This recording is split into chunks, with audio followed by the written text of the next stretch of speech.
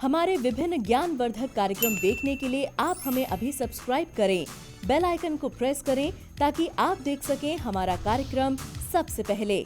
और अधिक जानकारी के लिए फेसबुक पेज को लाइक करना न भूलें। जय मां इंद्राक्षी। इंद्राक्षी धाम में दर्शकों आप सभी का हम हार्दिक स्वागत करते हैं। आज के दिन जिन जातकों का जन्म दिवस है, मैरिज एनिवर्सरी है, उन सभी को हमारी तरफ से बहुत बहुत शुभकामनाएं। लंबे समय से बहुत लोग पूछ रहे थे कि हमारी जन्म पत्रिका का जो प्रथम भाव होता है, जिसे हम लगन कहते हैं, यदि लगन में 2 ग्रह हों, जैसे चाहे बुध सूर्य हो सकते हैं, बुध चंद्रमा हो सकते हैं, कई ग्रहों की युति होती हैं, तो उसका क्या फल होता है। आज हम ऐसा ही कुछ चर्चा आपसे करने वाले हैं। हो सकता है जो आज हम बताएं वो आपकी कुंडली में भी हो। तो आइए पहले आज का पंचांग हम जान लेते हैं। 5 मई सन 2021 दिन बुधवार, बैसाख मास, कृष्ण पक्ष, संवत 2078, तिथि नवमी है, नक्षत्र धनिष्ठा है, राहु काल 12 से 1:30, दिशा सूर्य उत्तर पूर्व दिशा।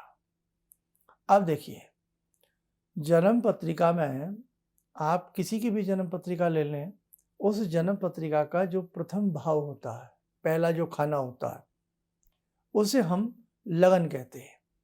हालांकि जन्म पत्रिका के 12 भाव अगर आपके सुदृढ़ हैं, सभी भाव में सभी ग्रह तो नहीं आ सकते क्योंकि 9 ग्रह होते हैं, खाने भाव 12 होते हैं, लेकिन ये 12 भाव और इन 12 भावों में विद्यमान 9 ग्रह हमारे जीवन के सुख दुख को दर्शाते हैं। आपका जीवन किस प्रकार का रहेगा? क्या आप बहुत अमीरी में जीवन जिएंगे या आप गरीबी में जीवन जिएंगे? यह एक सामान्य रूप से आपका जीवन रहने वाला है। यह आपकी कुंडली के 12 भाव बहुत अच्छे से बता सकते हैं। जब जीवन में अनेकों रास्ते बंद हो जाएं और निराशाएं हमें आकर के गले लगाने लगें, ऐसी स्थिति में हमें अपने जन्म पत्रिका को किसी को दिखाना चाहिए, राय ले लेनी चाहिए कि हमें क्या उपाय करने हैं।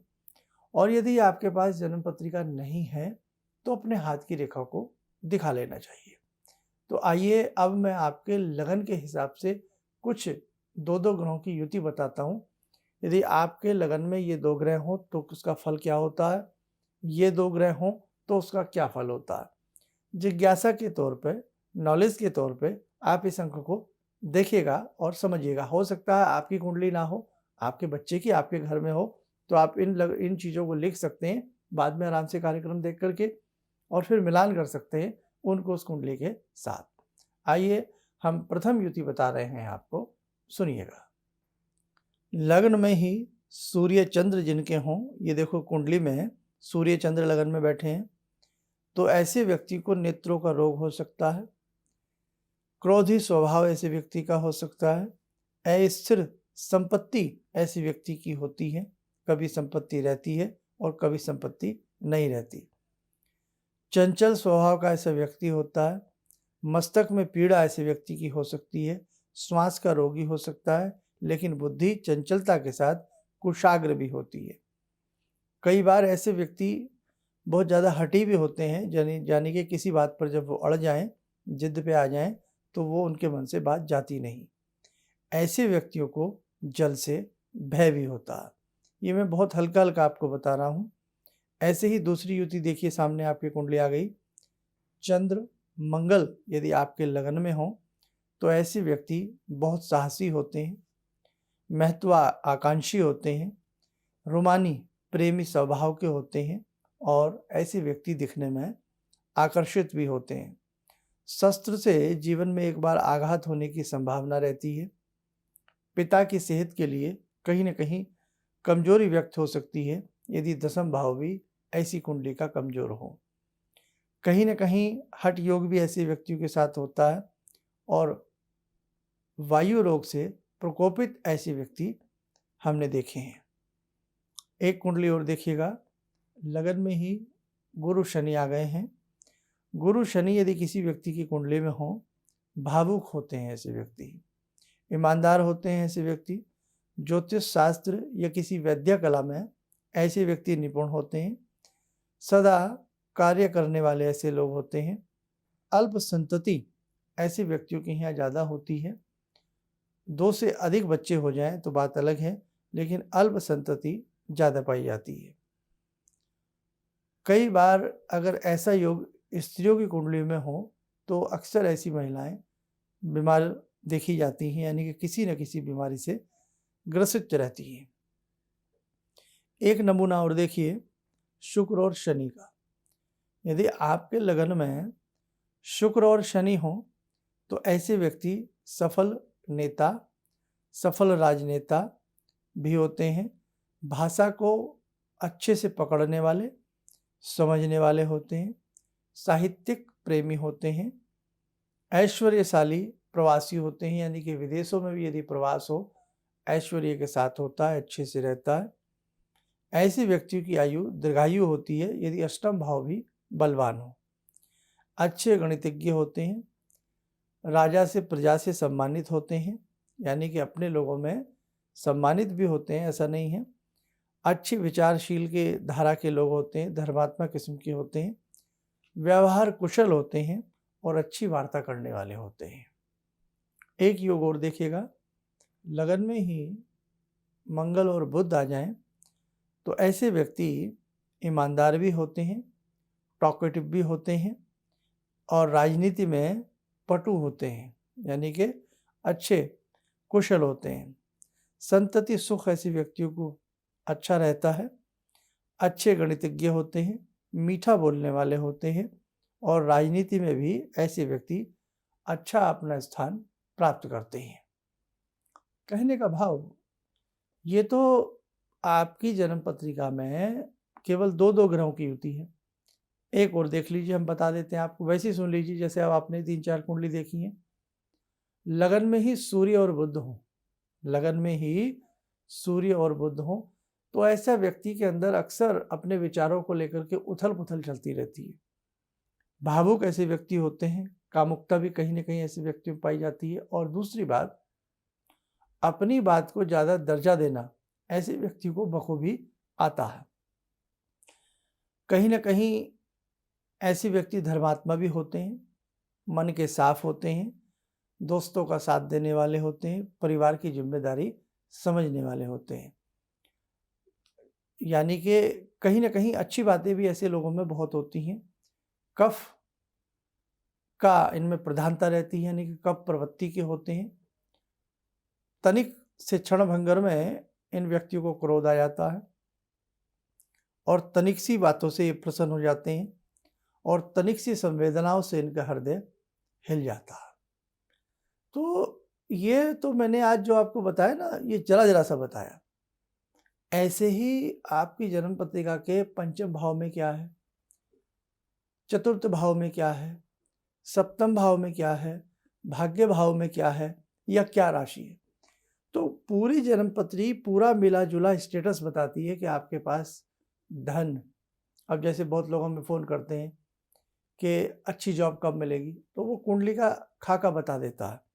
घर में संतान कब आएगी, बीमारी कब जाएगी, प्रॉपर्टी कब बनेगी, मुकदमा से हम कब जीतेंगे। तो बहुत सारे योग होते हैं जो आपके जीवन में आपके लिए बहुत कुछ बता सकते हैं। ठीक है, तो इस प्रकार की छोटी छोटी बातें आप लोग लिख लिया करें, कहीं ना कहीं काम आएगी। और कुछ गंभीरता वाले योग मैं आपको भविष्य में ज़रूर बताऊंगा। आइए साधकों, समय हो चला आज की ध्यानमाला का। आज की ध्यानमाला में जुड़ते हैं हम भगवान श्री राम से।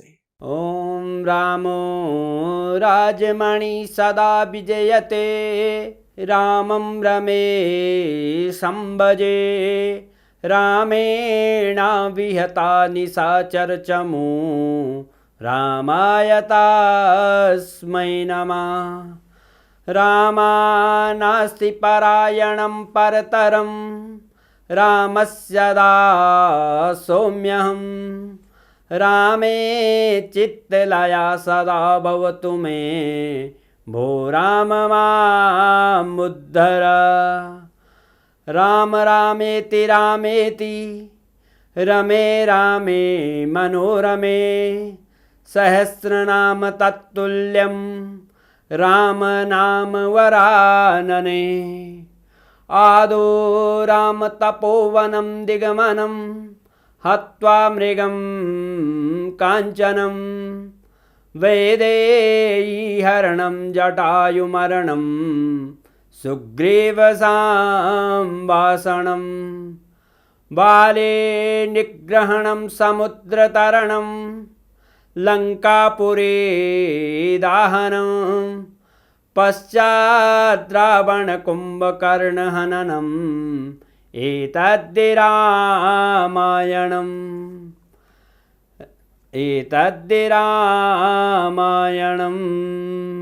कवच बना लें, ध्यान करें, राम जी का शुभ आशीष हम सबके ऊपर बरस रहा है।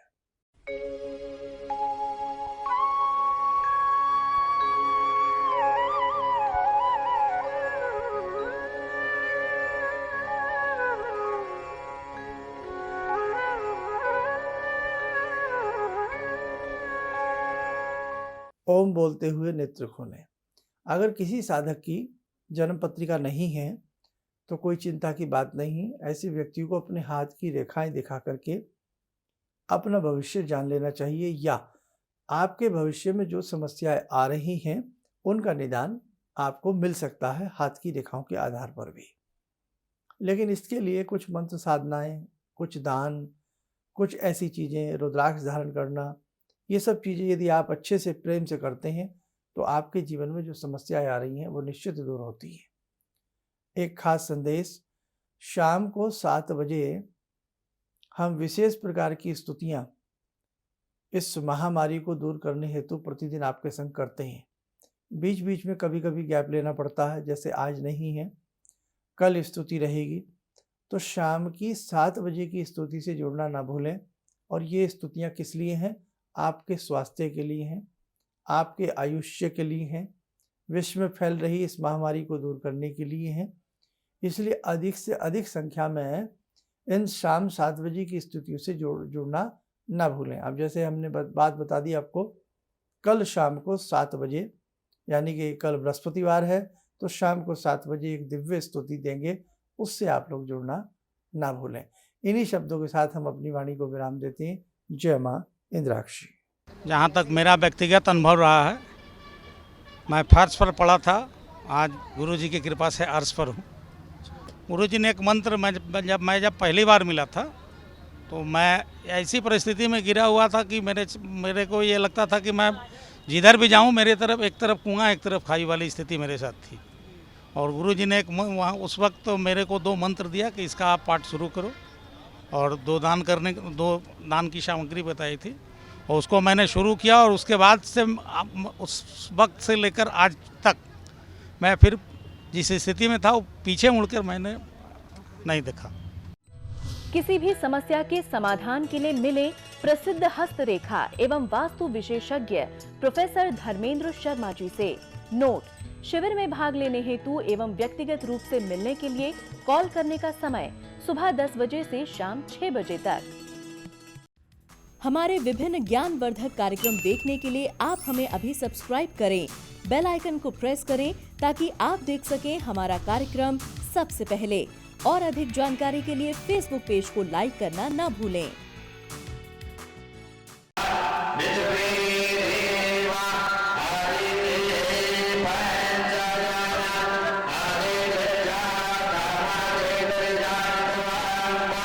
Yahweh